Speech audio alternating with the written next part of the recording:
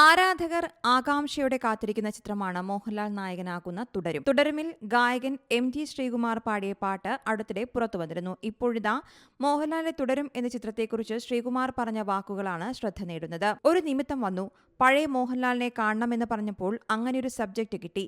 മനോഹരമായ സിനിമയാണ് അത്, എനിക്ക് പറയാതിരിക്കാനാകുന്നില്ല. 100% ഹിറ്റാകും ഇത്. ഞാൻ പടം കുറേ കണ്ടു, വികാരഭരിതമായ കുറേ രംഗങ്ങളുണ്ട്. നിങ്ങൾ കാണാൻ ആഗ്രഹിക്കുന്ന എല്ലാമുണ്ട്, ആഘോഷിക്കാൻ പറ്റുന്ന ഒന്നായിരിക്കുമെന്നും ശ്രീകുമാർ വ്യക്തമാക്കുന്നു. വൻ തുകയ്ക്കാണ് ഹോട്ട്സ്റ്റാർ ചിത്രത്തിന്റെ OTT റൈറ്റ്സ് നേടിയിരിക്കുന്നതെന്നാണ് റിപ്പോർട്ട്.